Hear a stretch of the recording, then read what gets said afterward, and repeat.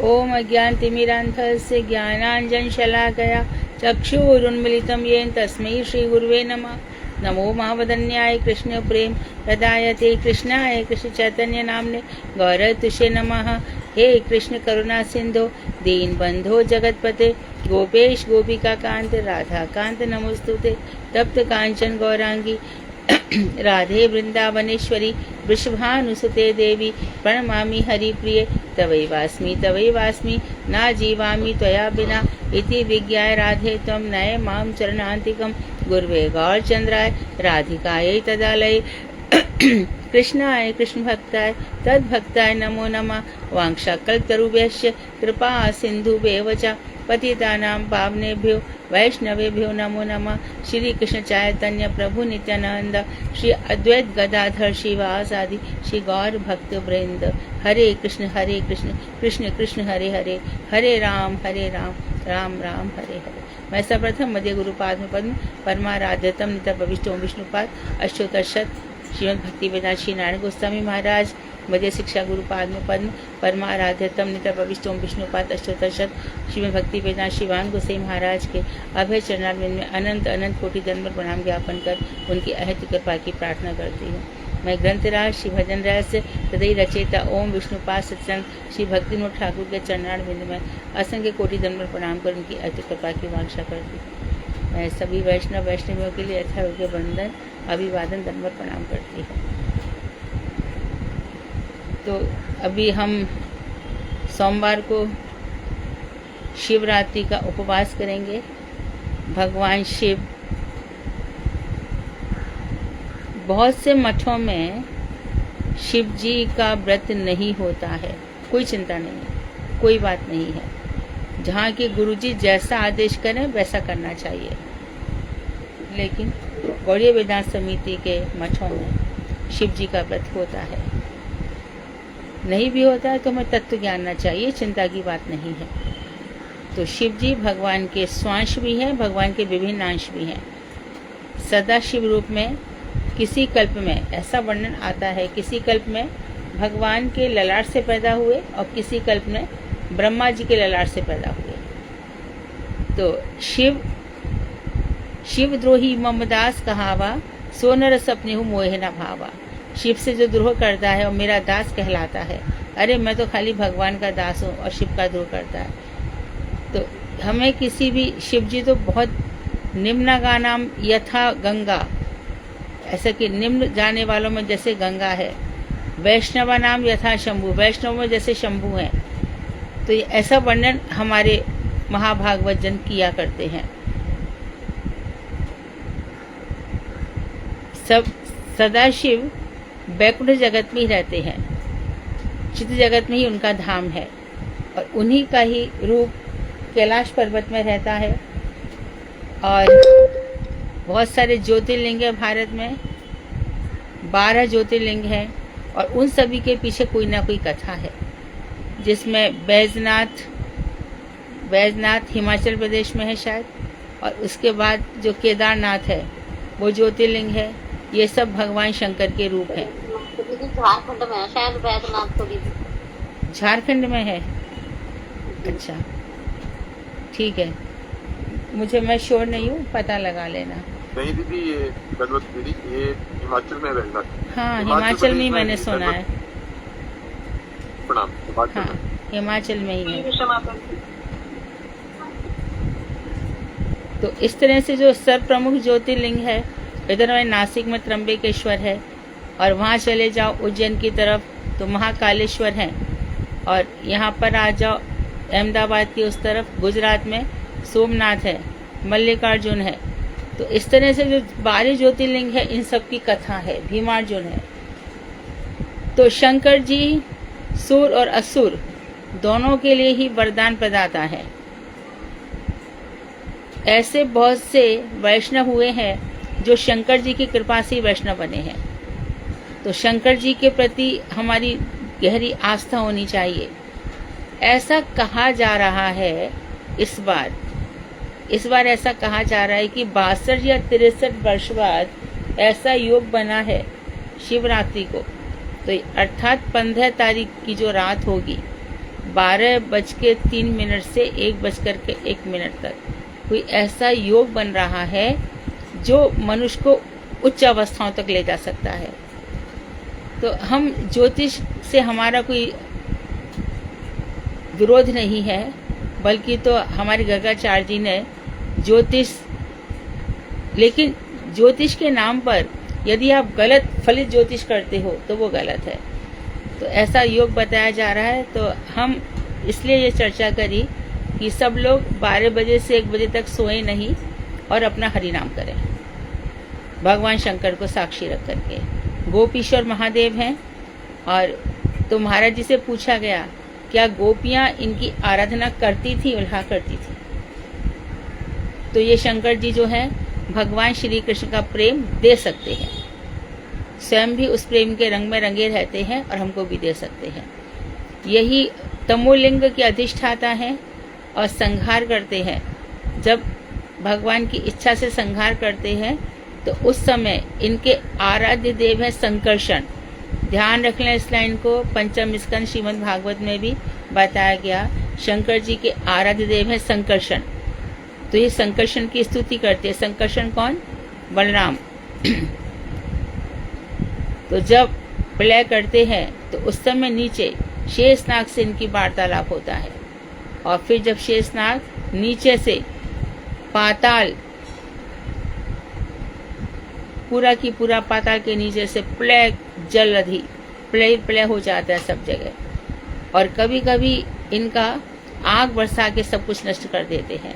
तो सृष्टि, ये स्थिति, ये प्रलय अब खूब समझ में आ गया, एक प्रकार का भगवान का मनोरंजन है और कुछ नहीं है।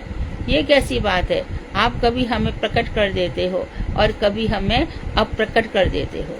तो इन दोनों के बीच की जो अवस्था है वो क्या कहलाती है? महत अवस्था।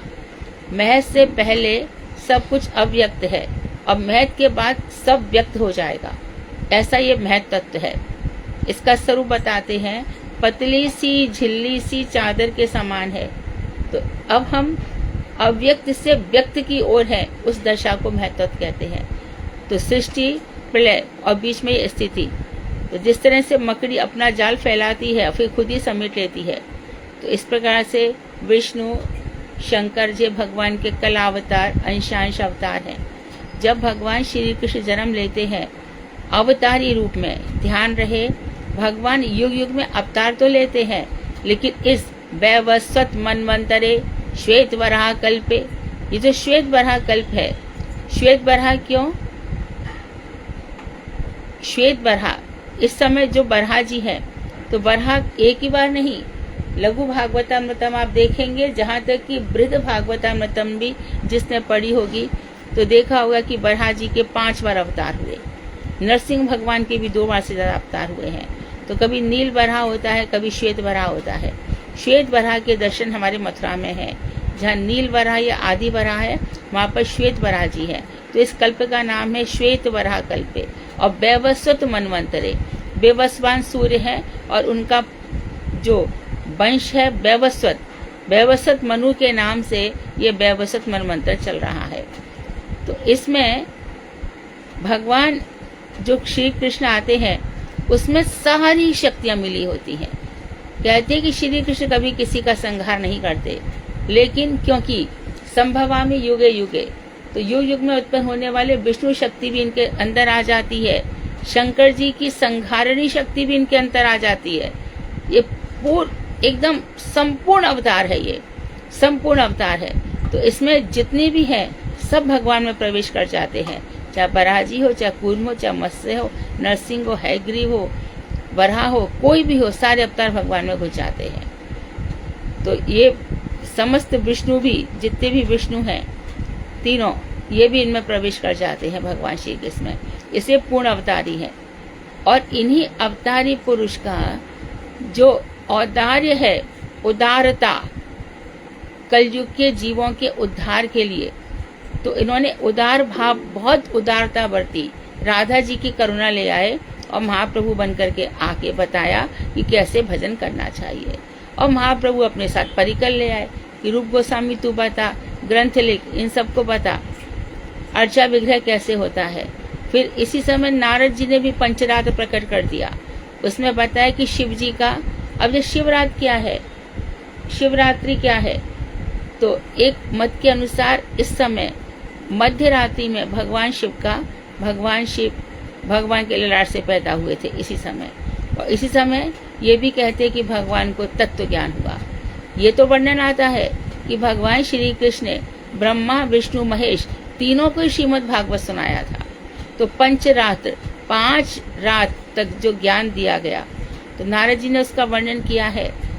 हमारे विष्णु तो है ही, लेकिन शंकर जी तंत्र शास्त्र के भी जो अघोरी संप्रदाय है, अघोरी तांत्रिक बड़े बड़े सब शंकर जी की उपासना करते हैं। भैरव बटुक ये सब उपासनाएं चलती हैं। तो इसको कहते हैं अघोर संप्रदाय के लोग हैं जो तंत्र में विश्वास करते हैं। तो ये लोग क्या करते हैं, श्मशान घाट पर चले जाते हैं और मृतक शरीर के ऊपर बैठ करके फिर तंत्र विद्या करते हैं। इसमें कितनी लोगों की बलि दे दी जाती है।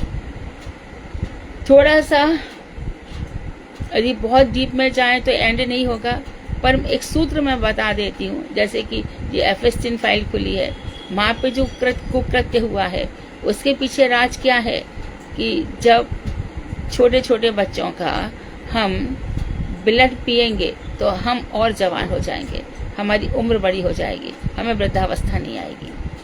तो ये तांत्रिक साधना है जिसको कहते हैं ब्लैक मैजिक। ये काली विद्या है, ये कभी से करती चली आ रही है। तो ये जो भूत प्रेत ब्रह्म राक्षस इन सब की आराध्य कौन है, शंकर है। लेकिन जो सदाशिव तत्व है, तो यहाँ पर आते आते और भी, क्योंकि शंकर तत्व बहुत जटिल है। उसके बाद ज्योतिर्लिंग, तो भगवान शंकर जी का ये जो रूप है लिंग स्वरूप, यही सृष्टि का बीज है, यही सृष्टि का बीज है। तो रमा की जो छाया है दुर्गा जी और शिव के जो छाया है रुद्र, इन दोनों से ये सृष्टि उत्पन्न होती है। और कारण अनुसार से विष्णु इसको देखते भर है। तो जैसा भी है, हमारे लिए कौन से शिव चाहिए, वैष्णवा नाम यथा शंभु, जो परम वैष्णव है, जो दिन रात भगवान शंकर की उपासना करते हैं, भगवान श्री राम का गुणगान करते हैं। क्योंकि थोड़ी बहुत चीज़ें मालूम रहने से हम बच के रह सकते हैं। क्योंकि कोई कोई लोग इतने डर गए इन फाइलों से कि हम कैसे भारत में रह रहे हैं, कैसे इसमें रह रहे हैं। तो उनको हम समझाते हैं कि ये तामस गुण है और ये प्रारंभ से चला आ रहा है अघोरियों का। तभी यहाँ तो बड़े बड़े शहरों की तो बात मैं नहीं करती, लेकिन शिवरात्रि के दूसरे दिन ही कितने ही सारे जो शिव जी के अनुचर हैं वो आते हैं, अपना क्या उसको एक खास वर्ण बोलते हैं, अपना वो लेकर के आते हैं। कमंडलू जैसा होता है वो भर के लेके जाते हैं। तो जब मधुकरी है वो भी एक प्रकार से, हमारे यहाँ पर मधुकरी इसलिए की जाती है कि हमारा सारा देह भी अमान छूट जाए और ब्रजवासी के टुकड़ों पे जिए। इनके यहाँ पर बहुत प्रकार की चीजें होती है। तो कितना सारा तंत्र है, इतना तंत्र है, जैसे सम्मोहन, चाटन, उच्चारण, वशीकरण मंत्र, ये सब।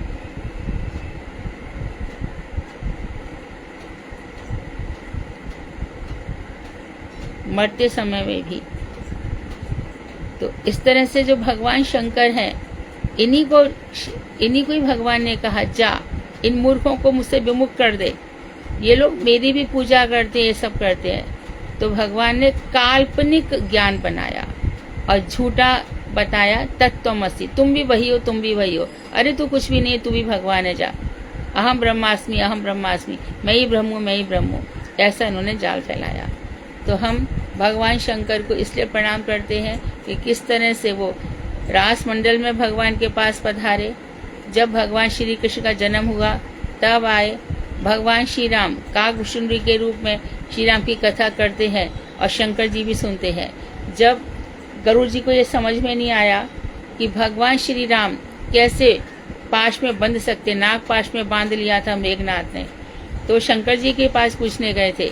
तो गरुड़ जी से उन्होंने कहा कि जा काकभूषुंडी बैठा है, 10,000 कितने, अब तो करोड़ वर्ष हो गए होंगे, क्योंकि 16वें कल्प में नरसिंह देव आए हैं, 16वीं चतुर्युगी में, और पहली चतुर्युगी में बरहा जी है, 16वीं चतुर्युगी में नरसिंह देव है, 24वीं चतुर्युगी में भगवान श्री राम है, और 28वीं चतुर्युगी में भगवान श्री कृष्ण है। तो हर चतुर्युगी में पूर्ण रूप से इस तरह से आते हैं। छोटे छोटे अवतार तो बहुत सारे होते रहते हैं।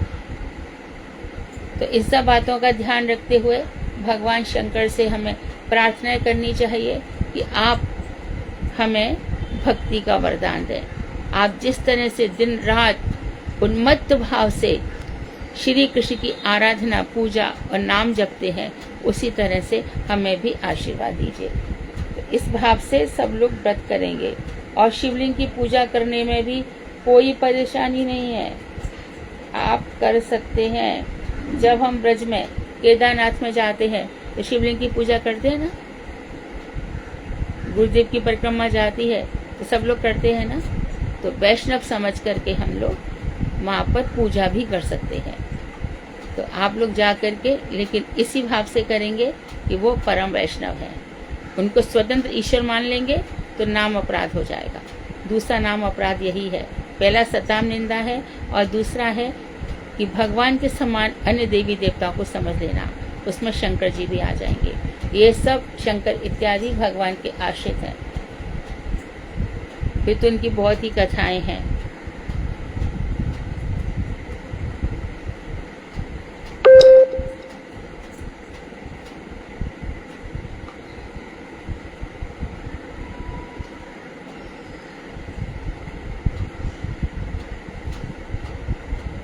अब भक्ति विनोद ठाकुर आगे कह रहे हैं,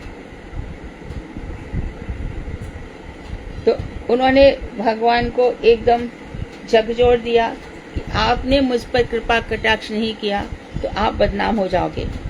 आगे कह रहे हैं, अग्रे एक निवेदन करी मधु निसूदन, सोने कृपा करिए अमाय,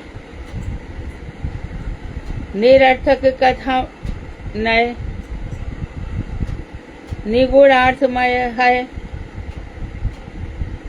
हृदय हईते बाहिराय। इसके बाद कह रहे हैं, अति अपकृष्ट आमी परम दयालु तुमी, मोरे दया तब अधिकार,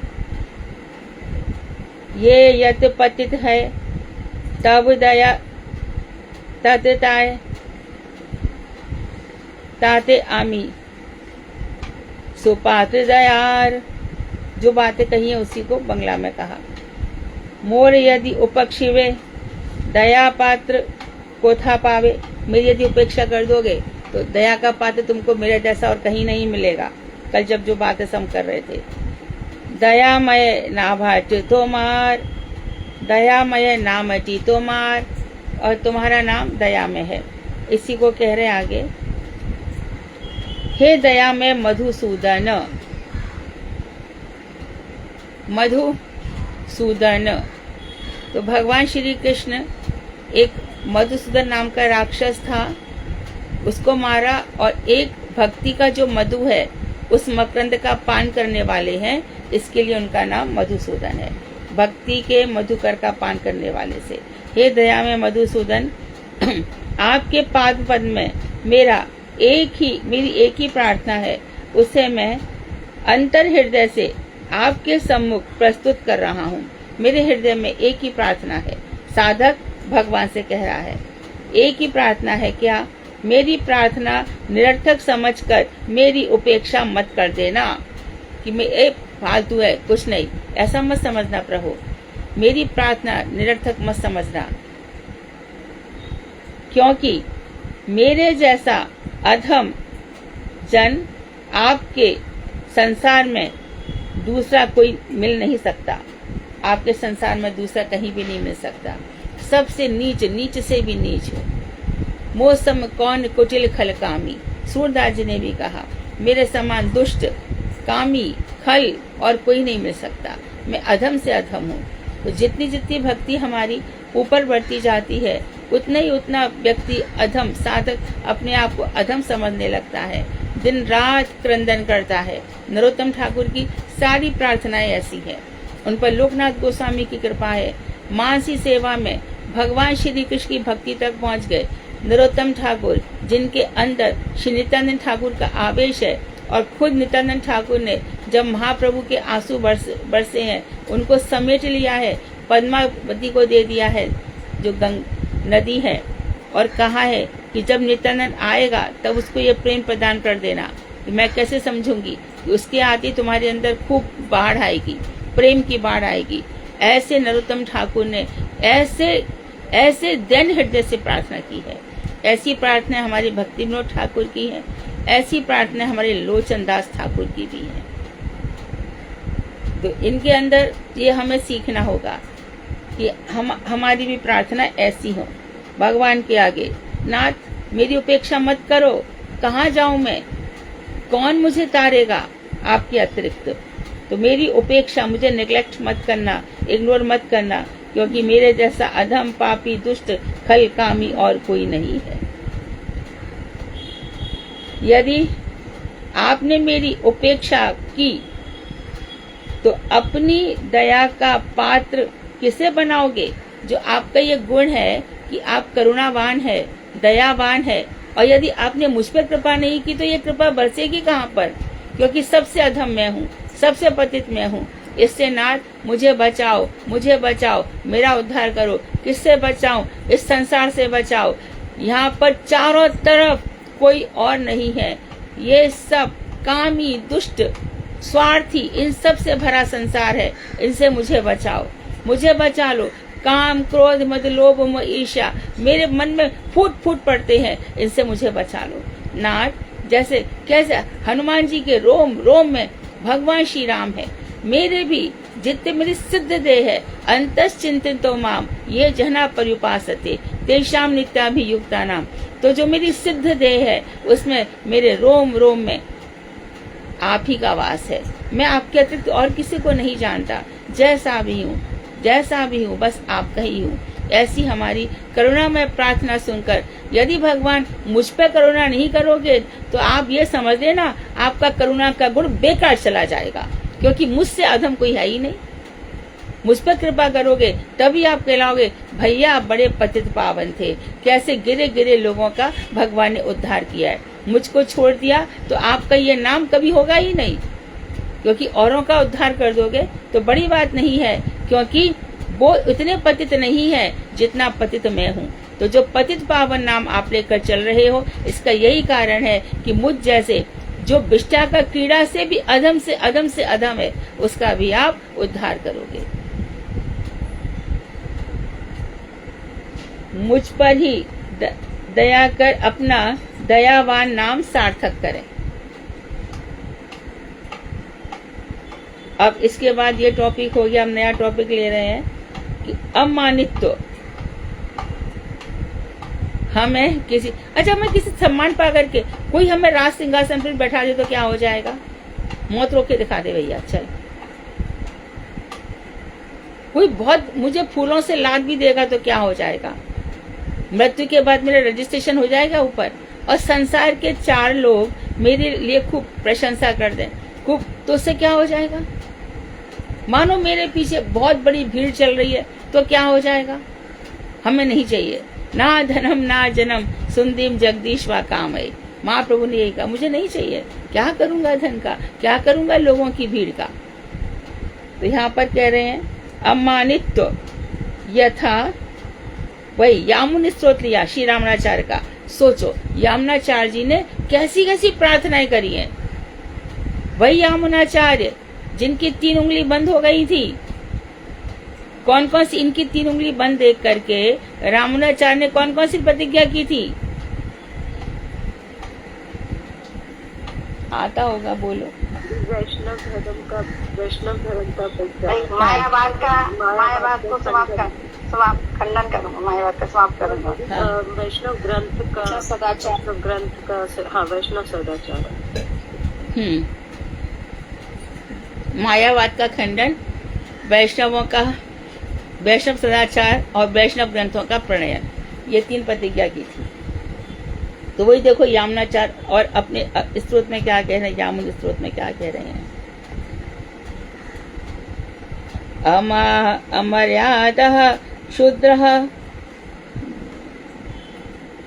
चलमतीरसूया प्रसवभू कृतघ्नो दुर्मानो स्मृत्यावशो रक्षण पर निशंसः पापिष्ठः कथं हमितो दुख जल धेर पायारा दूत्रीन स्तव परिचयोरम चरणेयो। मैं अमर्यादित, कोई मर्यादा नहीं है, वैष्णव मर्यादा में जानता तक नहीं हूँ, इतना क्षुद्र हूँ मैं नहीं जानता वैष्णव सदाचार क्या होता है, बहुत क्षुद्र हूँ मैं। और चंचल मति, मेरी मति स्थिर नहीं होती है। कल हम एक ग्रंथ पढ़ रहे थे चंचला, लक्ष्मी चंचला, तो उसमें भी यही पढ़ा, वो किसी की सगी, वो किसी का परिचय नहीं करती, जहाँ पर धन है वहीं पर बस वही उसका परिचय है, जिसके पास धन हो उसके पास चले जाने का। ये चंचला लक्ष्मी है। जो इस जगत की रमा है वो ऐसी ही है। जो नित्य लक्ष्मी है, विष्णु जी की पत्नी, वो विष्णु के चरण छोड़ करके कहीं नहीं जाती। और जो यहाँ की लक्ष्मी है, इनको वाहन दिया है उल्लू। तो बाकी चीजें तो आप लोग सब जानते ही हैं। तो चंचलमती और असूयाग्रस्त, और सबसे ईर्ष्या है मुझे, हर किसी से मैं जलता हूँ, हर किसी से मैं द्वेष रखता हूँ, असूयाग्रस्त हूँ, कृतघ्न हूँ। वैष्णव जगत में सबसे बड़ा पाप है कृतघ्नता। यदि हमारे लिए किसी ने इतना सा भी किया है ना, हमको इतना सारा लेकर के चलना होगा। ये नारायण गोसाई महाराज का परम गुण था। उनका कोई इतना सा भी करते थे, वो इतना लेकर के मानते थे, हृदय से लगा लेते थे, आशीर्वाद देते थे। जरा सी भी सेवा को बड़ा, तो कोई हमारे लिए इतना सा भी उपकार करे, उसको इतना बड़ा समझ करके हमें मानना चाहिए। लेकिन मैं नहीं मानता हूँ, मैं कृतज्ञ हूँ, कृतज्ञ नहीं हूँ, अकृतज्ञ हूँ। और पराश्रित, दूसरों पर आश्रित हूँ। आपके नाम का आश्रय नहीं लिया मैंने। जब देखो जब दूसरों पर ही आश्रित रहता हूँ, आपके नाम का आश्रय नहीं लिया। और निशंस, बड़ा कठोर हूँ, दया तो मेरे अंदर है ही नहीं, क्रूरता से भरा हूँ।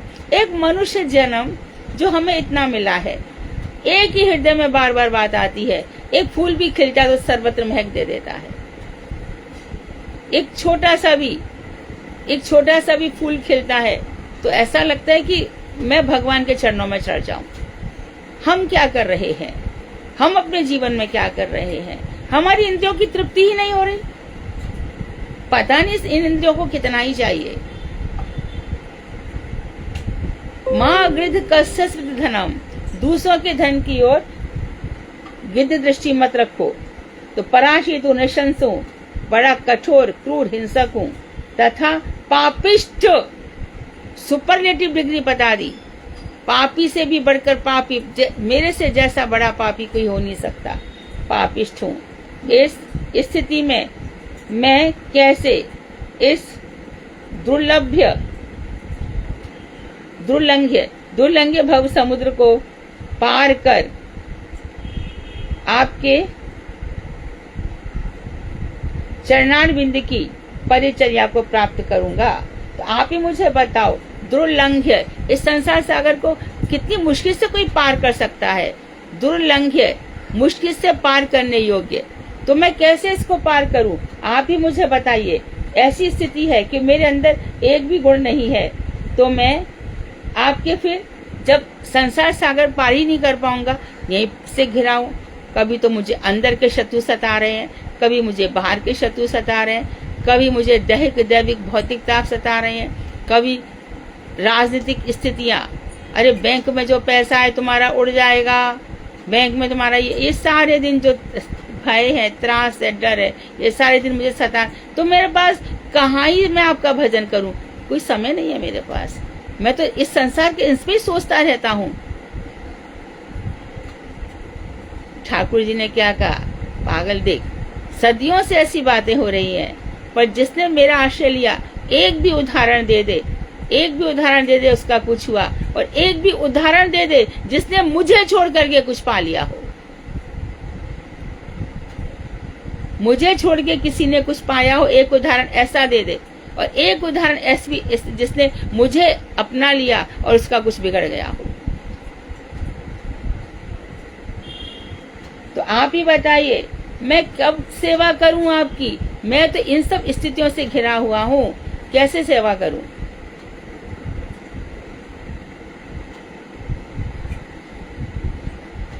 अमित चंचलमति अमर्याद क्षुद्र अति, असूया प्रसव सदा मोर। पापिष्ट कृतघ्न मानी निशंस वंचन ज्ञानी, काम वशे खाके सदा घोर। हमेशा काम के वश में सदा घोर पड़ा रहता हूँ। ये सब है ना। मैं तो चंचलमती हूँ, अमर्यादित हूँ, क्षुद्र हूँ। सब पूरी सबसे मेरे मन में ईर्ष्या भरी पड़ी है, और यही मेरे हृदय से सदा निकलती रहती है, दूसरों के प्रति ईर्ष्या। मुझ जैसा कोई पापिष्ट नहीं, कृतघ्न नहीं, मैं ऐसा मानता हूँ। और कोई नृशंस क्रूर कठोर भी नहीं है, और बड़ा ही कृतघ्न हूँ।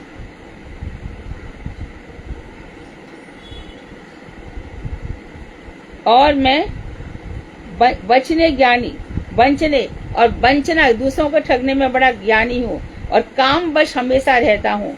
ये देखो भक्ति विनोद ठाकुर कह रहे हैं। फिर आगे क्या कह रहे हैं?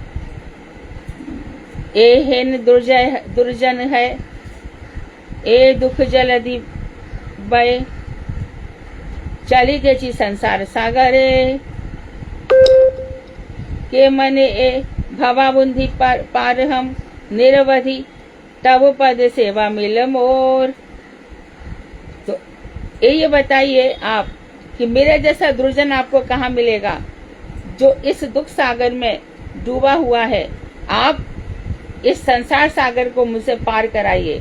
आप कैसे भव सागर, भवामुंदी को मैं कैसे पार करूं? निरवधि, जिसका कोई अंत भी नहीं है। लेकिन जब इसको पार करूंगा तब जाकर के आपके चरणों की सेवा मुझे मिलेगी। इस बात को आगे बताया है प्रभु। हे मैं मर्यादा रहित क्षुद्र जीव, चंचलमती, असूया ग्रस्त, कृतघ्न, किसी का उपकार नहीं मानता, एक एवं परवश होकर दूसरों के अधीन रहता हूं मैं। कभी भी दूसरों के अधीन मत रहना, ये ध्यान रखना। जो परतंत्र रहता है ना, उसको कभी कोई सुख नहीं मिल सकता। ध्यान रखना, किसी के अधीन मत रहना, नाम के अधीन रहना, नाम के आश्रय में रहना। मित्रता का व्यवहार है, सख्यता का व्यवहार रहे, परंतु किसी को अपने सिर पे ऐसा मत बैठा लेना कि जैसा वो चलाए वैसा चलोगे। बिल्कुल कोई जरूरत नहीं है। तो परवश होकर इस संसार में भ्रमण कर रहा हूँ, ऐसी स्थिति है मेरी। हम सबकी यही हालत है। ये सब बातें हम ही को रिप्रेजेंट कर रही है। मेरे जैसा अधम का संसार कूप से उद्धार कीजिए। इस संसार, बस यही मेरी दुनिया है। इससे अधिक मैं जानता ही नहीं हूँ। होगा कोई जनलोक, तपलोक, सत्यलोक, होगा कोई श्रीमद् भागवत महापुराण, ये सब मुझे कुछ नहीं पता। बस मैं ऐसे ही दुष्ट नीच कृतघ्न हूँ। आपकी कृपा के बिना इस दुर्लंघ्य समुद्र से उद्धार पाने का अन्य कोई उपाय नहीं है। हमारी एक बिल्डर से बात हो रही थी। उसने इतना धन, ये अभी की बात है, 4-5 दिन पहले की मैं बात बता रही हूँ। तो मैंने उसको बोला कि आपने इतना धन संग्रह कर लिया और करते जा रहे हो, इसका अंत क्या है? वो तो मैं जानता हूँ। और उसके घर में कुत्ता भी है। तो मैं कहा कि आपको सुन के इतना बुरा लगेगा कि आप 1,00,000-1.5 लाख का कुत्ता ले आए, लेकिन इसका स्पर्श तो पाप ही बना देता है। और साफ लिखा है शास्त्रों में कि नरक मिलता है। मैं छोड़ नहीं सकता।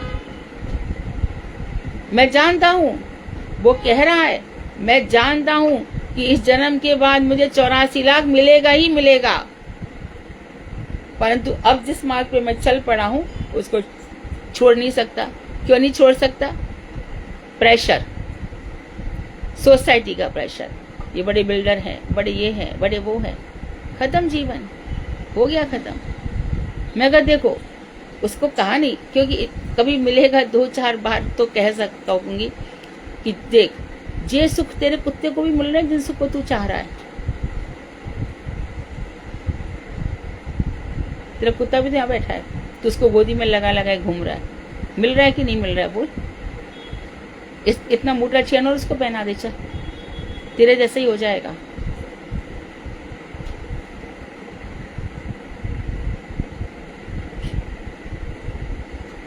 तो आपकी कृपा के बिना, ये आपकी कृपा के बिना इस दुर्लंघ्य ये संसार पार नहीं होता। यही सब है इस संसार में। इस समुद्र से मेरा उद्धार कीजिए, अन्य कोई उपाय नहीं है मेरे पास। आपके चरण कमलों में कोटि कोटि प्रणाम करता हूँ।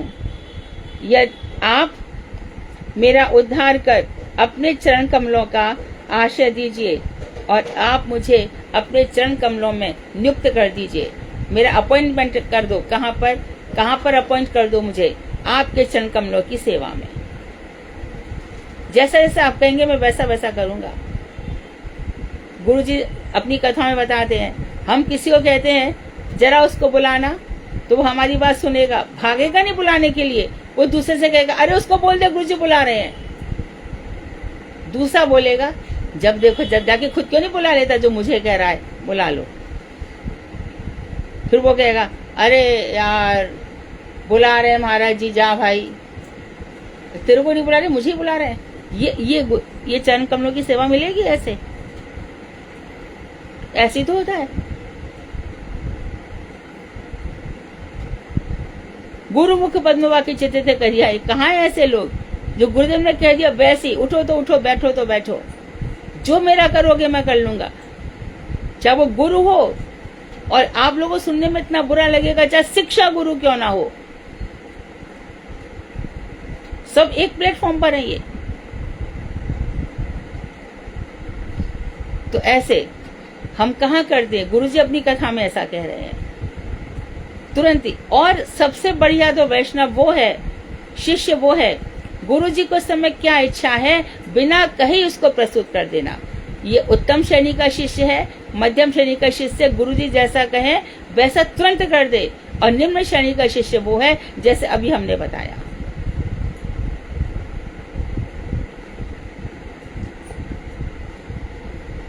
भक्त, अब चौथा आ गया मानदत्त, अमानी रहे। अभी बता दिया कैसे अमानी रहेंगे। प्रश्न बनाने वाले बहुत, ये प्रश्न हम इसलिए हम कह रहे हैं क्योंकि इन प्रश्नों में हमारे जीवन की दार्शनिकता छुपी है, फिलॉसफी छुपी है। एक भक्त साधक को कैसे जीना है, यामनाचार्य ने सब कैसे हमारे भाव होने चाहिए कृष्ण के प्रति, क्या क्या होना चाहिए, साधक को कैसा जीना चाहिए, इससे बहुत ध्यान से प्रश्न बनाए।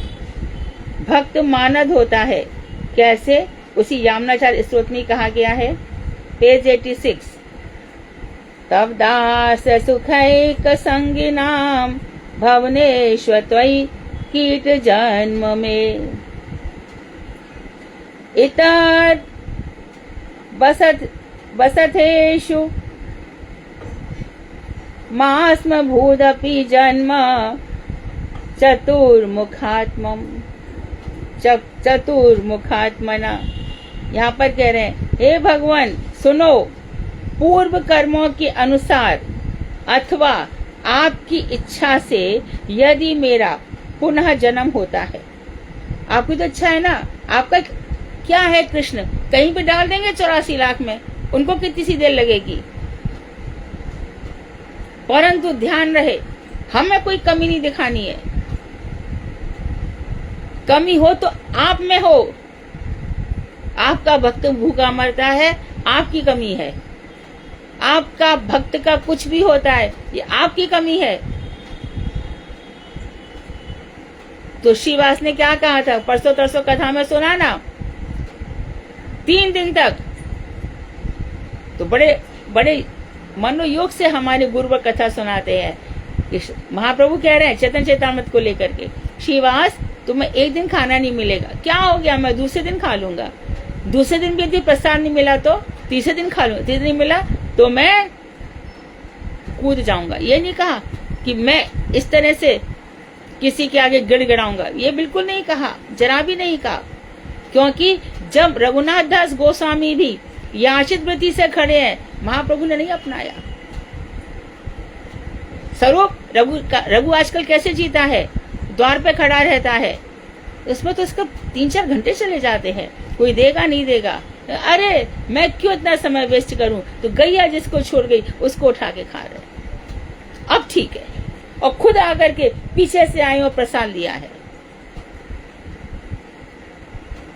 तब महाप्रभु ने श्रीवास से क्या कहा, बोलो। अरे अभी तो सुना था कथा। एक बार लक्ष्मी, एक बार तो लक्ष्मी कर सकती है भिक्षा। एक बार लक्ष्मी, किसी की कमी नहीं रहेगी। हाँ, एक बार लक्ष्मी भिक्षा कर सकती है, तुम्हारे यहाँ पर कभी कमी नहीं रहेगी। ऐसे हर वर्ष गिरिराजी में गुरुदेव कहा करते थे कि अन्नकूट में जो एक अन्न का भी दाना डालेगा वो किसी भी जन्म जन्मांतर में कभी भूखा नहीं रह सकता। और फिर गुरुजी कभी कभी भावुक होकर के कह जाते थे, जैसा कि अभी हमने सुना, लक्ष्मी भूखी रह सकती है, मेरा भक्त भूखा नहीं रहता। इसे किसी के आगे गिड़गिड़ाने की जरूरत नहीं है। दाता एक राम, भिखारी सारी दुनिया, कोई जरूरत नहीं है। और हमें तो अन्याभिलाषिता होकर के जीने का आदेश दिया है श्रीमन महाप्रभु ने रूप गोस्वामी के थ्रू। कोई अभिलाषा मत रखो मन में। कोई अरे मेरा घर तो ऐसा है, मेरे घर तो महात्मा आ नहीं सकते, तुम्हारे इसके घर पे तो आ जाते हैं। महात्मा वो है ही नहीं जो छोटा और बड़ा घर देखेगा, मत बोलो। और वो ना आए, 100 बार ना आए। हमारे महाप्रभु ने ये सब देखा था क्या? और कोई महामूर्ख, अरे हमारे नौकर कहेंगे इनके घर में चला गया, हमारे नौकर कहेंगे कि देखो वहां तो कार नहीं जा सकती थी, वहां जाके चला। अरे मूर्ख, अपने घर में बैठ चलना। तू भक्त है क्या? है कौन? देहाभिमानी। तुझे तो देखना भी नहीं चाहिए, तेरा तो दर्शन करना भी हमारा अपराध है। इसलिए हम कहते हैं अमानी और मानस होकर के जियो। बिल्कुल घबराने की जरूरत नहीं है। हमारे अंदर ऐसा है तो अभी सुदामा महल में चले गए कि नहीं चले गए? और भगवान श्री कृष्ण ने रुक्मणी जी के सामने उनका आलिंगन किया कि नहीं किया? और उनको द्वार तक छोड़ने गए कि नहीं गए? एक ही साथ श्रीमद् भागवत उठाओ, 11वां स्कंद, श्रुतदेव ब्राह्मण और बहुलाश्व राजा दोनों के साथ एक साथ गए। राजा सोच रहा है कि मैं कितना भाग्यशाली हूं कि मेरे घर आए, और श्रुतदेव कह रहा है कि देखो गरीब होते हुए उन्होंने मेरा त्याग नहीं किया। तो जीवन में ये स्थितियां आएंगी, ध्यान रखना। प्रतिकूल परिस्थितियों में ही भगवान मिलते हैं। अनुकूल में तो मात्र हवा है, कुछ नहीं है।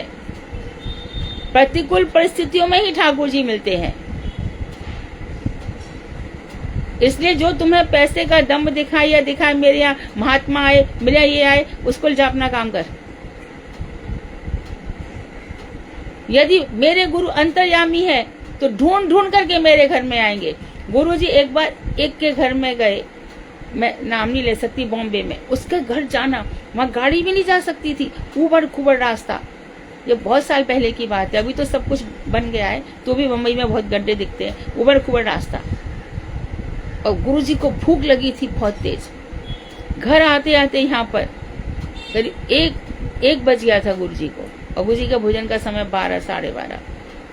और बिल्कुल धूप में चलते चले जा रहे हैं, पर गए ना, कहाँ देखा किसका घर कहाँ पर है, कौन गरीब है, कैसे कभी देखा क्या? बाण गोसाई महाराज कैसे चले गए, उसके तीनों के घर में बोला तेरे यहाँ भी आऊंगा, तेरे यहाँ भी। और गए किसके यहाँ पे? जिसके घर छत में पानी टपक रहा था। और कैसे बैठे रहे रात भर छाता लेकर के, और खूब हरि नाम किया। मेरी जेब ही मेरा घर भाई पहुंच गए ना, पहुंचते नाम पूछते वही मथुरा की बेटी है। हाँ, पर भाई गीता के घर में तो वैभव खूब है, हम गरीबों का उदाहरण दे रहे हैं। संत महात्मा तो सब जगह पहुंच जाएंगे। ये जो अनुराधा दीदी बता रही है, मेरे चाचा की बेटी वर्धमान में, तो बस महाराज जी को लग गया मुझे उसके घर जाना है, और वो इतना इतना महाराज जी के बिना रोती ही रहती है। तो अब महाराज वर्धमान जाके पूछ रहे हैं, अरे भाई एक मथुरा की लड़की है, यहाँ पर किसके घर भी आई है? बिजनेसमैन के घर पर ब्याह हुआ है उसका, कोई जानता है क्या? तो उसके यहाँ पे जो बाई काम करती थी बोली, अरे वो तो हमारी सेठानी, हमारी बाई है, उनको लेकर चली गई। और गीता वो महाराज जिसके बता दे ऐसे करी, और एकदम मूर्छित जैसी हो गई गुरु जी को देख करके, ये मेरे घर पे कैसे आ गए? तो कई कई जगह बाणगोसी महाराज वहां जाते थे और अपनी जेब से जो पैसा मिलता था वहां चुपचाप से किसी को दिखाई नहीं दे करके रख के छोड़ के चले आते थे। और कोई उनसे पूछे, महाराज क्या हम कुछ नहीं खाएंगे, और अपना ही झोला वहां पे खाली करके आ जाते थे। उन्हीं को भूत प्रेत उठा के ले गए, हमारे यहाँ विवाह करो, और दिसंबर के महीने में उनका रथ आमों से भर दिया। तो क्या ये वैभव को देखना है? इसे घबराओ मत, बिल्कुल भी नहीं। हमारे यहाँ तो हो नहीं सकता। हम तो मैं नवदीप में थी, एक मेरे को बोली, दीदी हमें महाराज की भागवत करानी है, तो मैं पैसा कलेक्ट कर रही हूँ। तो यानी वो मुझसे भी चाहती थी कि मैं भी पैसा दूं उसको जिससे वो भागवत करे। मैं शांत रही, मैं कुछ बोला नहीं, ना दिया ना लिया ना कुछ बोला।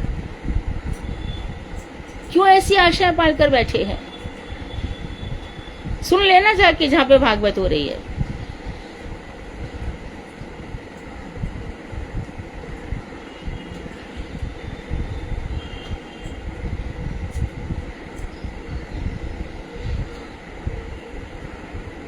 अब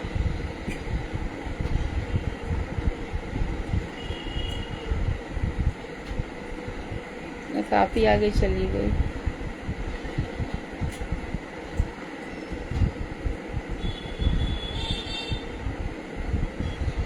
अभी कितना समय बाकी है? 8 मिनट बाकी है। 8 मिनट बाकी है। आगे बढ़ो, मैं सुन रही हूँ। मेरा पेज बहुत आगे आ गया। आगे बढ़िए, जहाँ से छोड़ा है वहाँ अमानी वाली जो बात है। आप कोई भी पढ़ो, कोई भी। जी, भक्तों मातृत्व में बताया, इसमें श्लोक है 15वां श्लोक। हे भगवान, पूर्व कर्मानुसार अथवा आपकी इच्छा से यदि मेरा पुनः जन्म हो तो वह जन्म आपके भक्त गृह में हो। हाँ, तो भगवत गीता में कहा, भगवान ने क्या कहा है कि जहाँ भी इस जन्म में मेरा भजन छूटता है तो मैं अगले जन्म में उसको कहाँ जन्म देता हूँ? श्रीमताम धीमताम गेहे, बुद्धिमानों के भक्तों के घर में वो पैदा होता है। इसी बात को यहाँ बता रहे हैं। बोलिए। चाहे वह कीट योनि में ही क्यों ना हो। कौन सी योनि में? कीट योनि में। कीट, हाँ, इंसेक्ट्स, ठीक है। भगवत भक्ति विहीन गृह में मुझे ऐश्वर्यपूर्ण ब्रह्मा का पद भी नहीं चाहिए। हाँ, भक्ति कौन से घर में? भक्ति विहीन, भक्ति से रहित, भगवत भक्ति से रहित। यदि आप मुझे ब्रह्मा का भी जन्म दे दें तो वो भी मुझे नहीं चाहिए, लेकिन भक्तों के घर में मैं कीट बन के भी रहूं तो वो मुझे चलेगा। हे पुरुषोत्तम, मेरी आपसे यही करबद्ध प्रार्थना है। मेरी आपसे यही हाथ जोड़ करके प्रार्थना है कि आप मुझे कीट का जन्म दे देना, लेकिन भक्ति से युक्त हो, भक्ति से रहित होकर के मुझे ब्रह्मा जी की भी पदवी नहीं चाहिए। दीदी इसको ही बंगला में बताया हुआ है। वेद विधि अनुसारे कर्म करी एक सारे।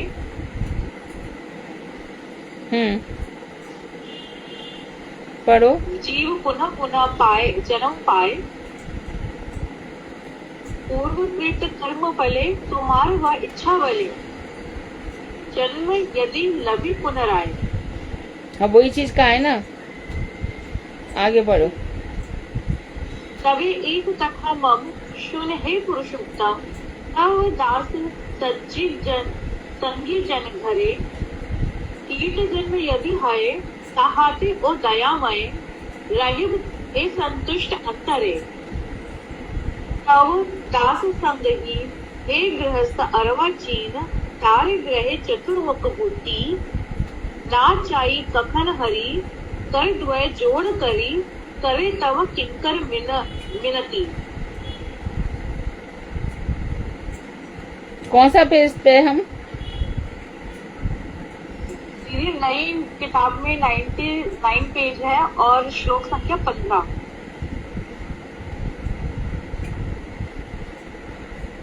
श्लोक संख्या 15। जी पेज नंबर क्या? पुरानी किताब का पेज नंबर क्या है? जी 2-3 पेज पीछे होगा। 96, 95 या 96।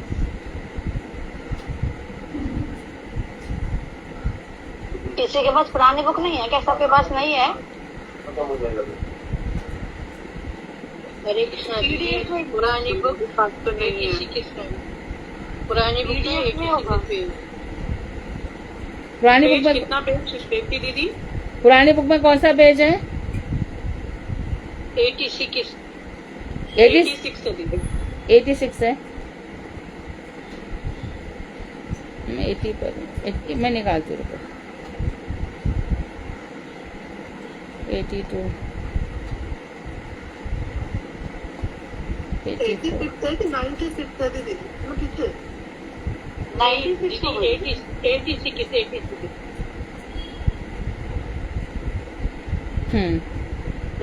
होना चाहिए। इतना पीछे है 10 पेज। 86 होगा। 86 है दीदी। 86। अच्छा, तो 86 में ही चल रहा था क्या? हे भगवान, हाँ, पूर्व कर्मानुसार अथवा आपकी इच्छा से, हाँ यही है, 86 है। यदि मेरा पुनः जन्म भी हो जाए तो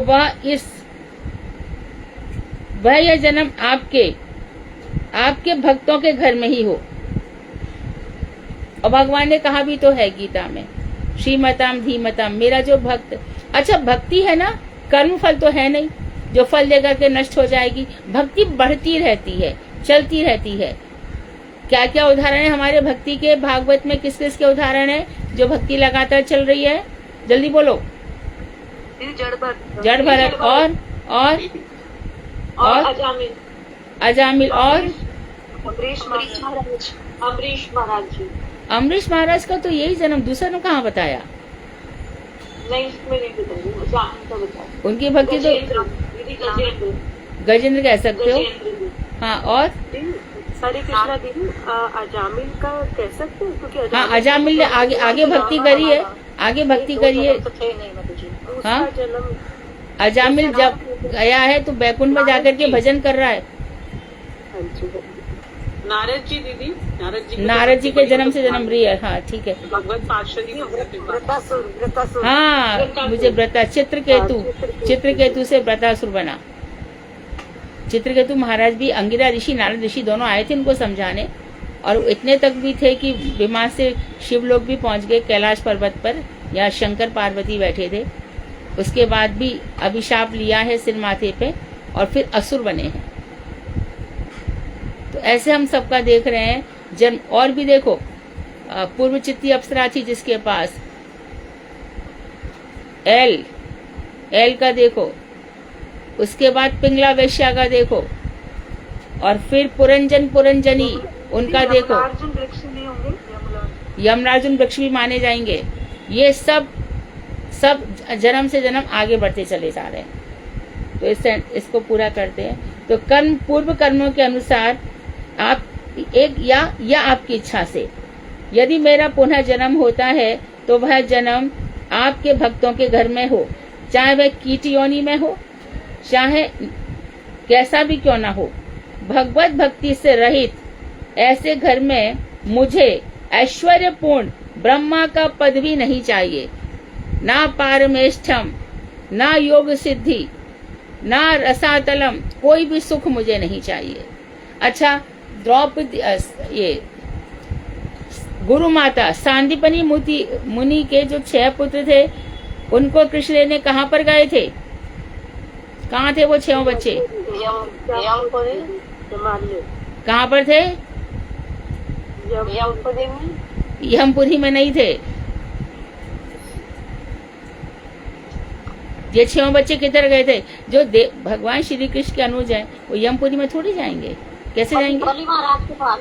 हाँ right, Shalu you are right. सुतल लोक में थे ये। हाँ, कल ही शालू ने पढ़ा था। तो 6 बच्चे वहां चले गए थे। तो कोई कहीं जाता नहीं है, सब यहीं घूमते रहते हैं, बस हमको दिखते नहीं, समझ में नहीं आते।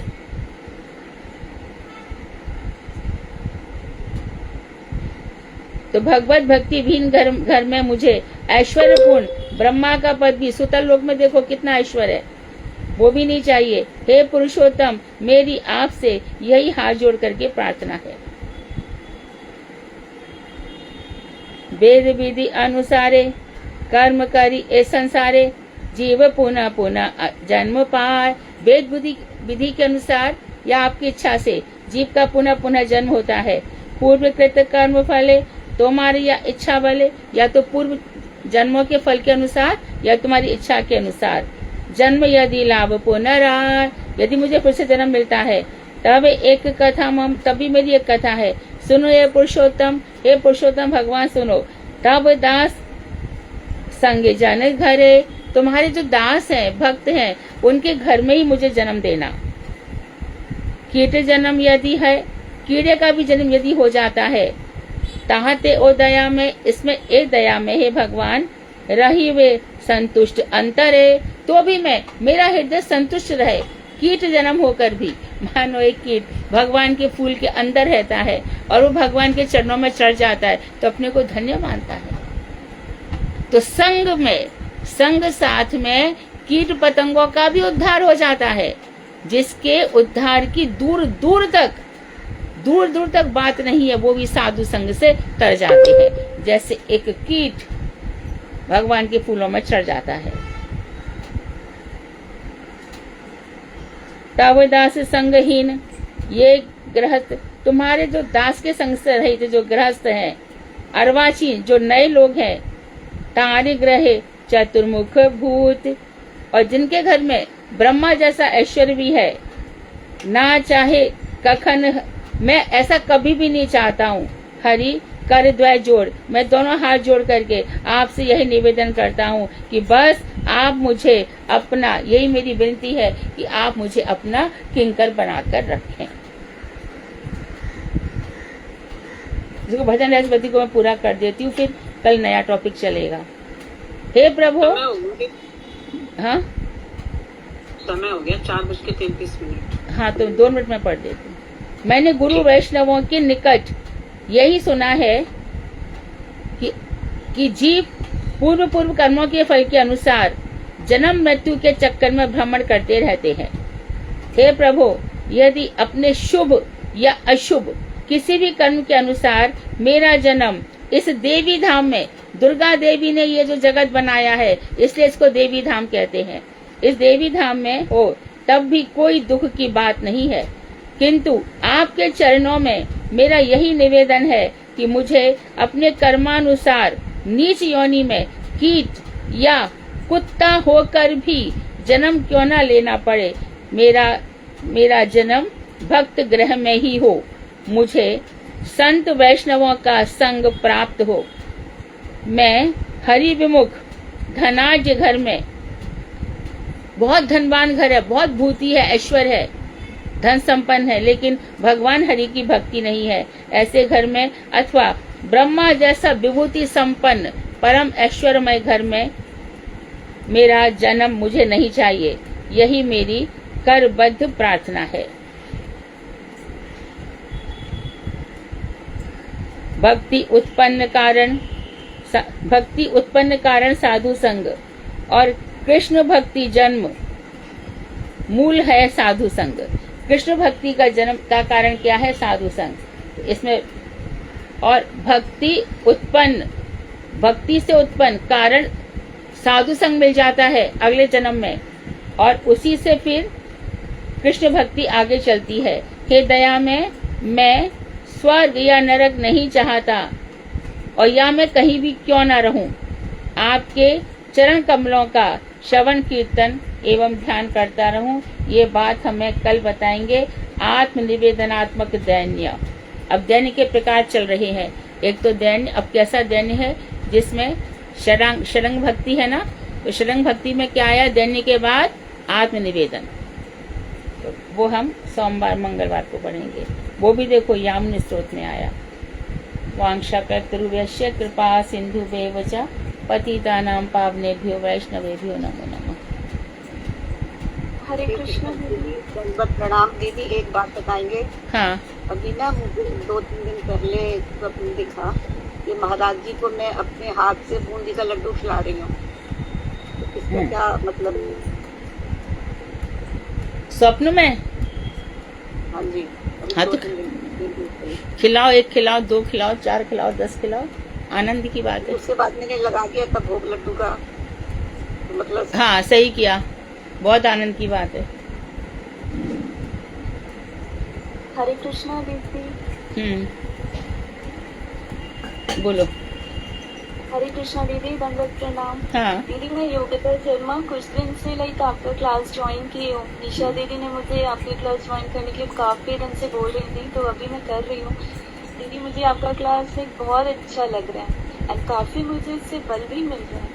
तो बल मिल रहा है। आप प्लीज मुझे ब्लेसिंग दीजिए कि मैं आपकी कथा को समझ सकूं अच्छे से और उसे इम्प्लीमेंट कर सकूं अपने डेली लाइफ में और भक्ति में थोड़े आगे बढ़ सकूं दीदी। तो ये जो भक्ति विनोद ठाकुर की हम कक्षा में चल रहे हैं ना, तो भक्ति विनोद ठाकुर चितबल देते ही हैं 100%। उन्हीं के चरणों में बार बार प्रणाम करो। नमो भक्ति विनोदाय। आगे क्या है? आपका भी आशीर्वाद। नमो भक्ति विनोदाय सच्चिदानंद नामिने गौर शक्ति स्वरूपाय रूपानुग वरायते। ये मंत्र योगिता, ये मंत्र रोज बोलो। अच्छा, ओके। बोलो, हम बोल रहे हैं, एक बार फिर से बोलो तो गुरुमुख हो जाएगा। बोलो, नमो भक्ति विनोदाय। नमो भक्ति विनोदाय सच्चिदानंद नामिने सच्चिदानंद नामिनी गौर शक्ति स्वरूपाय गौर शक्ति स्वरूपाय रूपानुग वरायते वरायते। हे सच्चिदानंद भक्ति विनोद ठाकुर, सत्यचित आनंद स्वरूप है आप भगवान श्री कृष्ण के समान ही, और भक्ति विनोद, भक्ति से सबका विनोद करने वाले हैं, सबके हृदय को आनंद देने वाले हैं। आप गौर शक्ति स्वरूप आए, और गौर शक्ति भगवान चैतन्य महाप्रभु की आप शक्ति हैं, विलक्षण शक्ति है। रूपानुग, और रूप गोस्वामी के आप अनुगत्य में सारी शिक्षा दे रहे हैं, और उनमें आप श्रेष्ठ हैं, वराय सर्वश्रेष्ठ हैं। मैं आपको बार बार प्रणाम करती हूँ। तो इस तरह से भक्ति विनोद ठाकुर को प्रणाम करने से आपके हृदय में रूप शिक्षा भी आएगी, सनातन शिक्षा भी आएगी, और सच्चिदानंद भगवान श्री कृष्ण की शक्तियाँ भी आएंगी। तो सभी लोग इस बात को समझें। और बाकी आशीर्वाद भी दीदी दीजिए। 100%। निशा इनका ध्यान रखना, इनको और आगे बढ़ाना।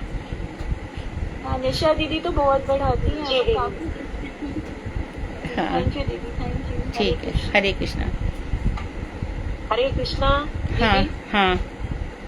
दीदी मेरा नाम वैसे रचना है, पर मेरे को दीक्षा के बाद राधिका दासी है। मैं सिद्धांति महाराज जी से दीक्षित हूँ, और बस उन्हीं की कृपा से मैं आपकी क्लास ज्वाइन कर पाई हूँ, और मुझे सुधा दीदी ने ऐड कर लिया इस ग्रुप में। और जब से मैं ये क्लास ज्वाइन करी हूँ, तो मुझे ऐसे लग रहा है कि जो मेरे मन की सारी बातें हैं, डाउट्स और चित्त बल की डाउट्स बढ़ाने थे। की बातें हैं। हाँ, ये हाँ सब जी। भक्ति विनोद ठाकुर की कृपा है। जी जी जी। तो मैं भी अपनी प्रार्थना आपके चरणों में रखती हूँ सिद्धांति कि आप महाराज, मुझे आशीर्वाद दें। हाँ, सिद्धांति महाराज, माधव प्रिय प्रभु, हम सब बचपन से बहन भाई एक ही गुरु जी के साथ में, एक ही परिवार में रहते थे। हम सब एक ही हैं।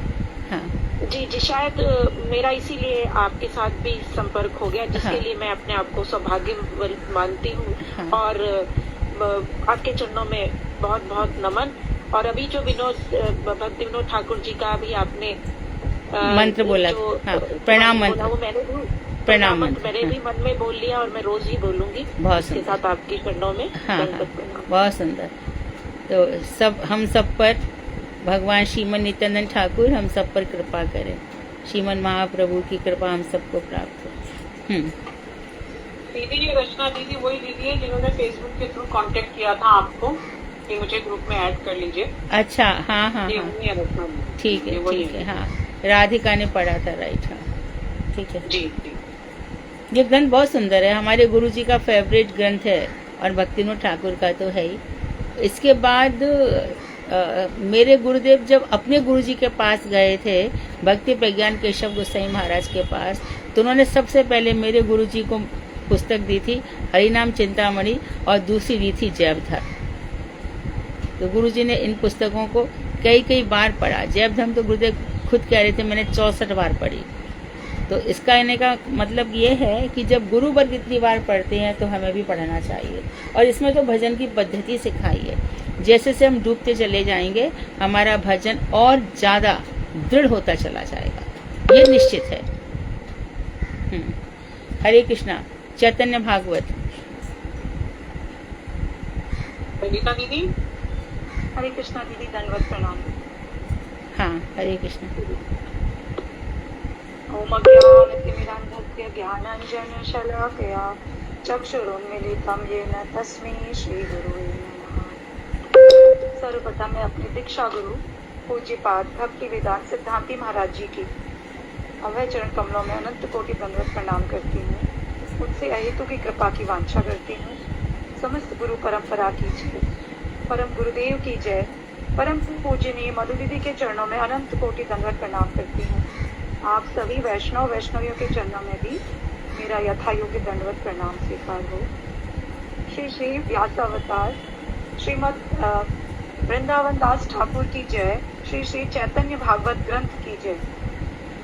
दीदी, आज अंत्यखंड का 7वां अध्याय है। सप्तम की छठा? दीदी 7वां। 7, ठीक है। इस अध्याय में नित्यानंद का नवदीप में पुनः नीलांचल में आगमन, श्री गौर किशोर के द्वारा नित्यानंद के श्री अंग के अलंकारों का नवधा भक्ति के रूप में वर्णन, श्री नित्यानंद की जगन्नाथ दर्शन लीला, टोटा गोपीनाथ के मंदिर में श्री गौर सुंदर और नित्यानंद का आनंद भोजन आदि प्रसंग वर्णित हैं। श्री वैकुंठनाथ गौर चंद्र की जय हो, जय हो। श्री अद्वैत और श्री वास के प्रिय धाम की जय हो। श्री परमानंद पुरी के जीवन स्वरूप की जय हो। वक्रेश्वर पंडित के प्रियकारी की जय हो। कुंडरेक विद्यानिधि के मनोहारी प्रभु की जय हो। हे प्रभु, जीवों के प्रति शुभ दृष्टिपात कीजिए।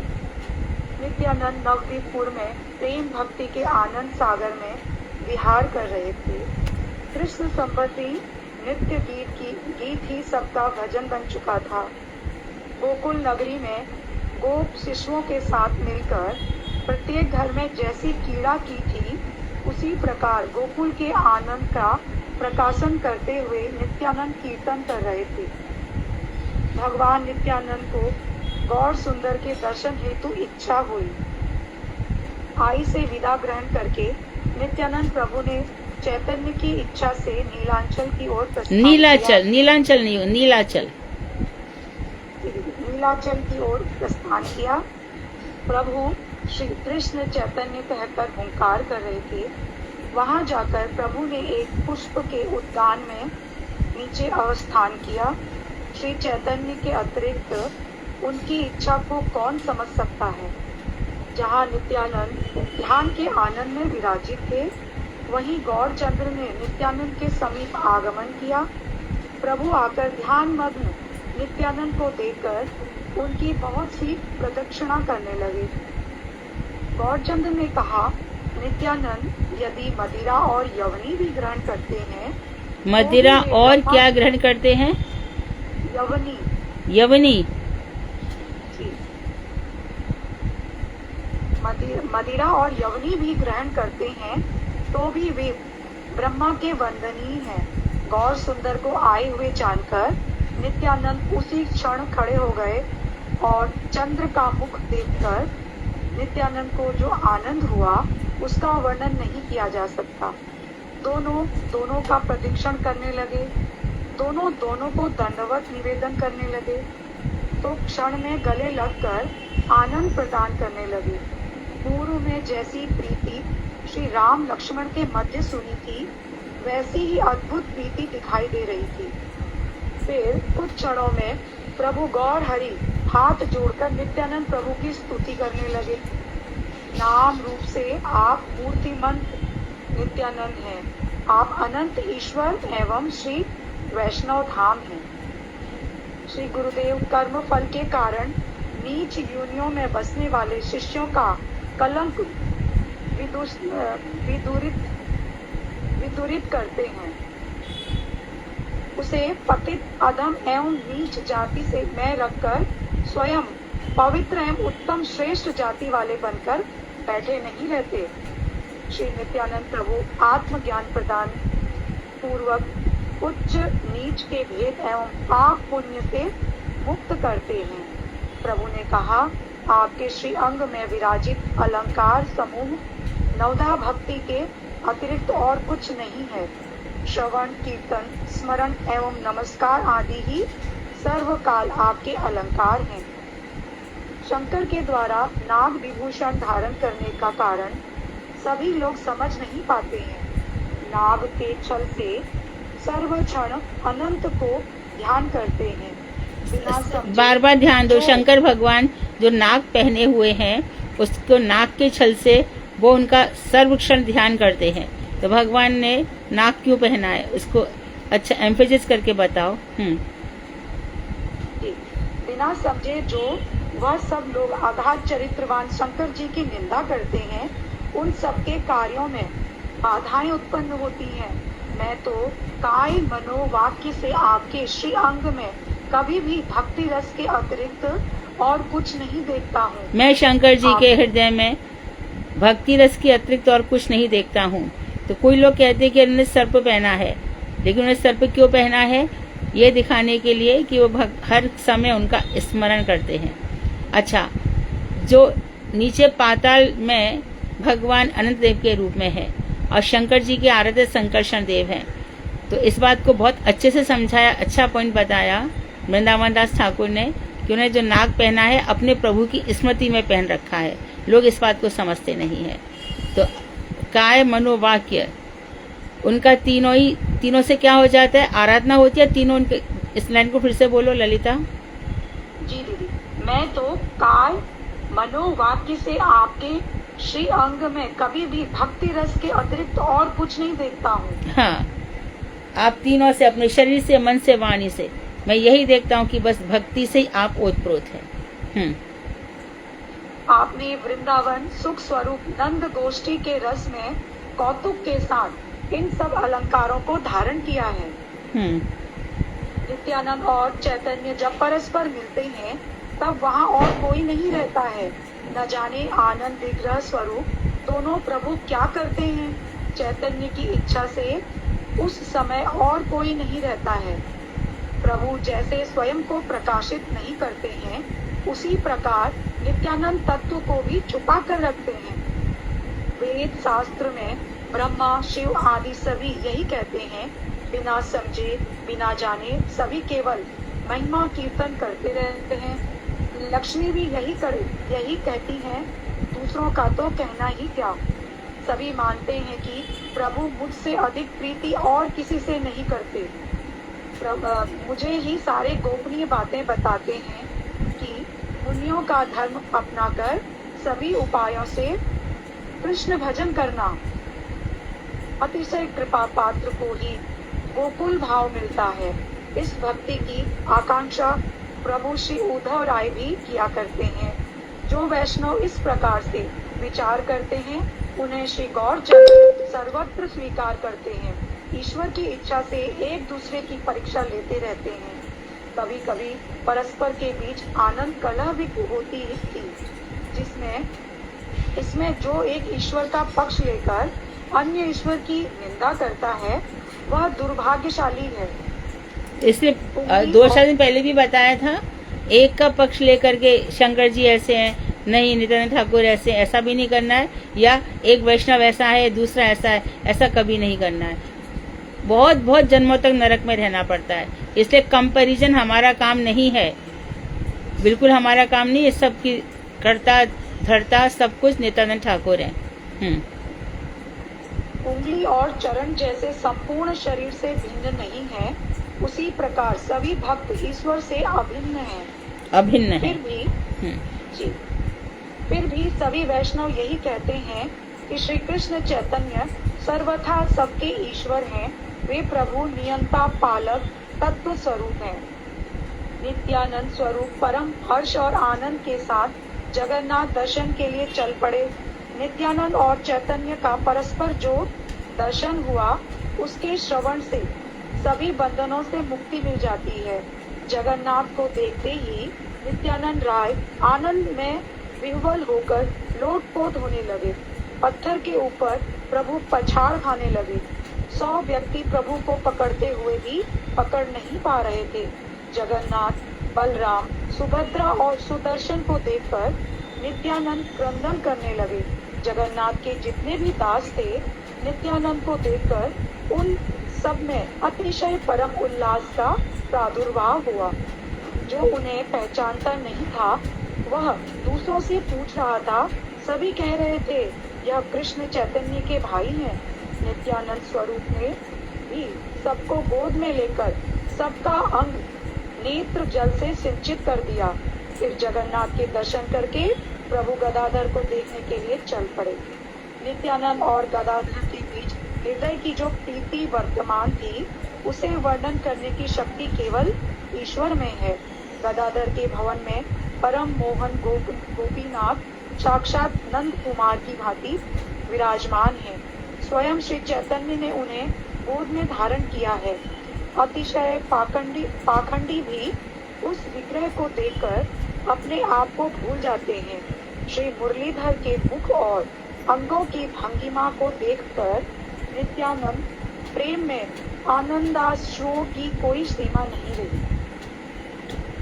नित्यानंद का शुभागमन हुआ है और यह जानकर गदाधर भागवत पाठ परित्याग पूर्वक शीघ्र चले आए। दोनों का श्रीवदन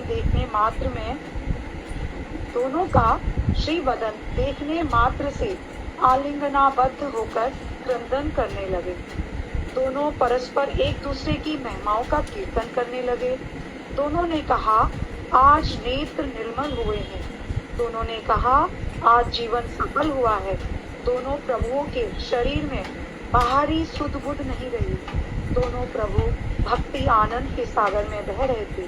प्रेम भक्ति का ऐसा प्रकाश हुआ कि यह सब देखकर सभी दास चारों ओर दंडवत होकर क्रंदन करने लगे। नित्यानंद और गदाधर के बीच क्या ही अद्भुत प्रीति वर्तमान थी। गदाधर देव का संकल्प था कि वह नित्यानंद निंदक का मुख नहीं देखते थे और नित्यानंद स्वरूप के प्रति जो प्रीति भाव नहीं रखता था, पंडित गोसाई स्वयं उसे दर्शन नहीं देते थे। फिर गदाधर देव ने नित्यानंद को निमंत्रण दिया कि कहा आज यही भिक्षा करना। गदाधर को भिक्षा देने के लिए नित्यानंद यत्न पूर्वक एक मन चावल लेकर आए थे। सभी प्रकार से देव योग अति सूक्ष्म शुक्ल वर्ण के तंदूर में गोपीनाथ के लिए गौड़ देश से लाए थे। साथ में एक सुंदर नवीन वस्त्र भी था। दोनों को लाकर प्रभु ने गदाधर के हाथों सौंप दिया। प्रभु ने गदाधर से कहा, गदाधर, यह तंदूर रंधन पूर्वक श्री गोपीनाथ को निवेदन करके भोजन करना। तंदूर देखकर पंडित गोसाई हंसने लगे। कहने लगे, नेत्रों से कभी ऐसा तंदूर देखा नहीं। हे गोसाई, क्या यह तंदूर आप गोपीनाथ के लिए बैकुंठ से लाई है? केवल लक्ष्मी देवी ऐसा तंदूर रंधन करती हैं। कृष्ण ही इसके भोक्ता हैं। गदाधर आनंद के साथ तंदूर की प्रशंसा करने लगे। फिर वे वस्त्र लेकर गोपीनाथ के पास गए। गोपीनाथ के श्री अंग में उन्होंने दिव्य रंगीन वस्त्र प्रदान किया। कुछ क्षणों के पश्चात गदाधर स्वयं टोटा के शाक चयन पूर्वक रंधन का कार्य करने लगे। बिन बोए देवदत्त नामक शाक तोड़कर उन्होंने एक व्यंजन प्रस्तुत किया। फिर इमली वृक्ष के सुकोमल पत्ते लाकर उन्हें पीसकर उनमें नमक और जल मिलाया। इस प्रकार से भाग्यवान गदाधर ने रंधन कार्यों का समापन किया। फिर गदाधर ने भोग को ले जाकर गोपीनाथ के सामने निवेदन किया। उसी समय गौरचंद्र ने हरे कृष्ण कहते हुए शुभागमन किया। गदाधर ने युगल चरणों की वंदना की। प्रभु कहने लगे, क्यों गदाधर, क्या मैं निमंत्रितों में से नहीं हूँ? मैं तो तुम दोनों से भिन्न नहीं हूँ। तुम दोनों के न देने पर भी मैं बलपूर्वक ग्रहण करता हूँ। नित्यानंद द्रव्य गोपीनाथ का प्रसाद और तुम्हारे रंधन में मेरा अधिकार है। कृपा वाणी सुनकर नित्यानंद और गदाधर सुख सागर में मग्न हो गए। प्रभु ने कहा, प्रसाद अन्न तीन समान भागों में बांटकर एक साथ भोजन करेंगे। नित्यानंद स्वरूप के द्वारा तंदूर के प्रति प्रीति के कारण महाप्रभु भोजन करने के लिए बैठ गए। प्रभु कहने लगे, इस अन्न की गंध से भी निश्चित कृष्ण भक्ति की प्राप्ति होती है। प्रसाद का गंध भी मिल जाए तो भी कृष्ण भक्ति मिल जाती है, इतनी महिमा है। गदाधर, तुम्हारा रंधन कितना मनोहर है। मैंने तो ऐसा साग कभी नहीं खाया। गदाधर, तुम्हारा रंधन कितना विचित्र है। इमली के पत्तों से तुमने ऐसा व्यंजन प्रस्तुत किया है, मैं समझ गया हूँ तुम बैकुंठ में रंधन कार्य करते हो, तो फिर क्यों तुम अपने आप को छुपाते हो? इन तीनों की प्रीति ये तीनों ही जानते हैं। गौरचंद्र अचानक किसी अन्य से यह सब नहीं कहते हैं। इस आनंद भोजन के बारे में जो पढ़ते हैं और जो सुनते हैं, उन्हें कृष्ण भक्ति की प्राप्ति होती है। गदाधर जिनके प्रति शुभ दृष्टिपात करते हैं, वे नित्यानंद स्वरूप को जान सकते हैं। नित्यानंद स्वरूप भी उन्हें प्रीति भाव से ग्रहण करते हैं। वही गदाधर को जानने में समर्थ हैं। तीनों प्रभु श्री कृष्ण चैतन्य, नित्यानंद और गदाधर निरंतर एक साथ रहते थे। तीनों प्रभु जगन्नाथ का भी एक साथ दर्शन किया करते थे और तीनों निरंतर केवल संकीर्तन के आनंद विहल रहते थे। श्री कृष्ण चैतन्य और नित्यानंद चांद जिनके जीवन स्वरूप हैं, वे वृंदावन दास उनके युगल चरणों में उनकी महिमा का गान करते। शेष परिधि वांछा कल्पतरुभ्यश्च कृपा सिन्धुभ्येव च पतितानां पावनेभ्यो वैष्णवेभ्यो नमो नमः। ठीक है, बहुत सुंदर। तो अभी हमारे 3 चैप्टर बाकी हैं चैतन्य भागवत में। उसके बाद श्रीमद् भागवत, और यदि इनको आता हो, सुधा तुमने हरे कृष्ण प्रभु को एक चैप्टर दिया है क्या?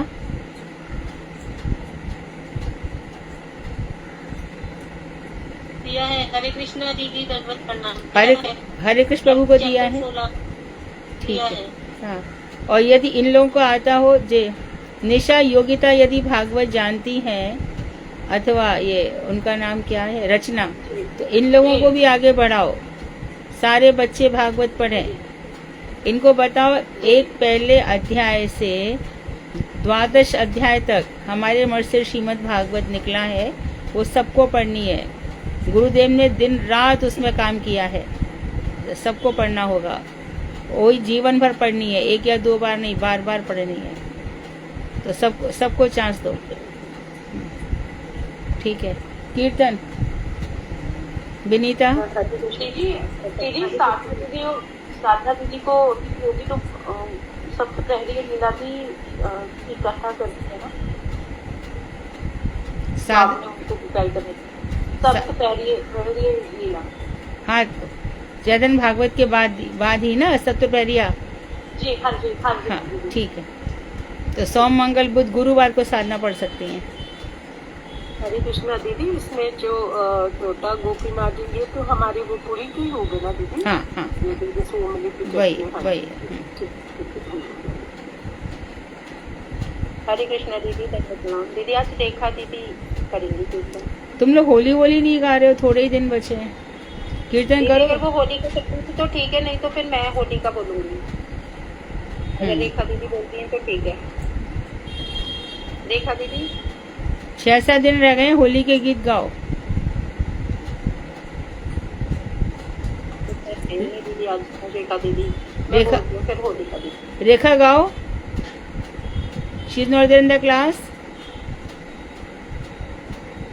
रेखा मिश्रा क्लास में नहीं है,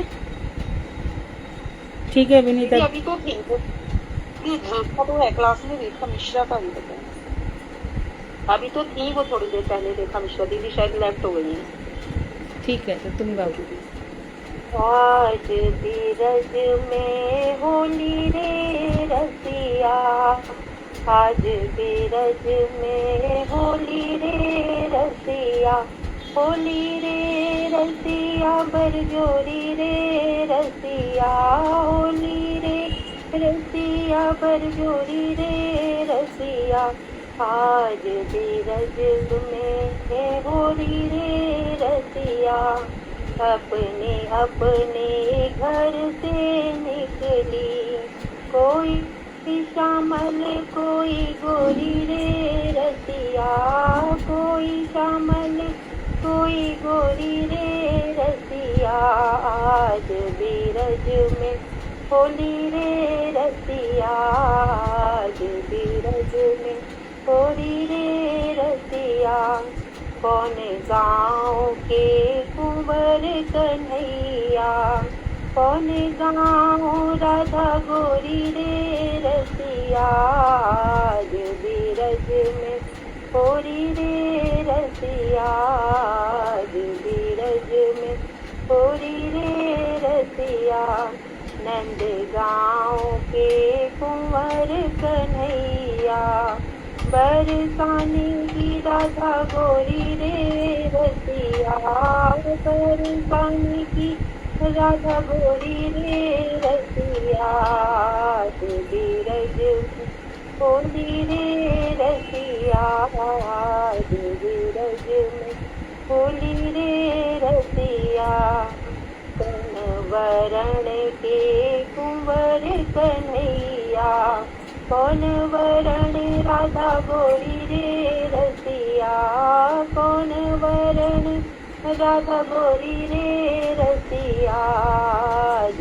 बीरज में होली रे रसिया, श्याम वरण के कुंवर कन्हैया प्यारे, श्याम वरण के कुंवर कन्हैया, गौर वरण राधा गोरी रे रसिया, आज बीरज में होली रे रसिया, इत से आए कुंवर कन्हैया, बरसाने से राधा गोरी रे रसिया, आज बीरज में होली रे रसिया, कौन के हाथ कनक पिचकारी, कौन के हाथ कमोरी रे रसिया, कौन के हाथ कमोरी रे रसिया, आज बीरज होली रे रसिया, कृष्ण के हाथ कनक पिचकारी, लाला के हाथ कनक पिचकारी, राधा के हाथ कमोरी रे रसिया, आज बीरज में होली रे रसिया, उड़त गुलाल लाल भय बादल, भारत भर भर झोरी रे रसिया, मारत भर भर झोरी रे रसिया, आज बीरज में होली रे रसिया, अबीर गुलाल के बादल छाए, धूम मचाए सब मिल के सखियाँ, धूम मचाई रे सब मिल के सखियाँ, आज बिरज में होरी रे रसिया। संत सखी भज बाल कृष्ण छवि, तेरे जीवे ये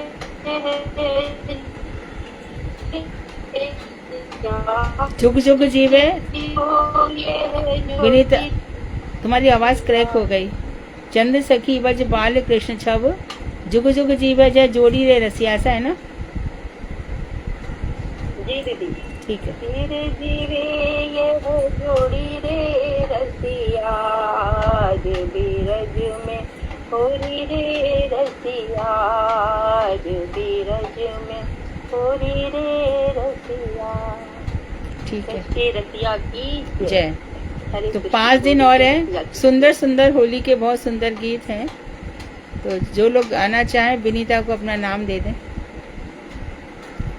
दीदी एक आप भी सुनाइएगा प्लीज।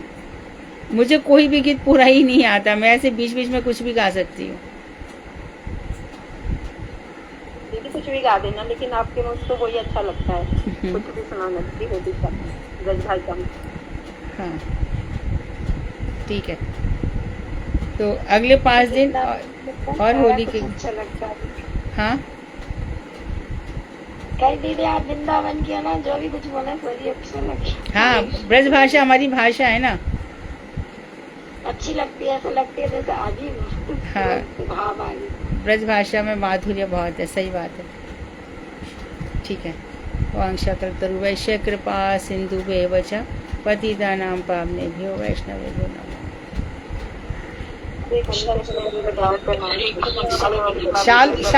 शालू तुम्हारे शालू वो जो शालू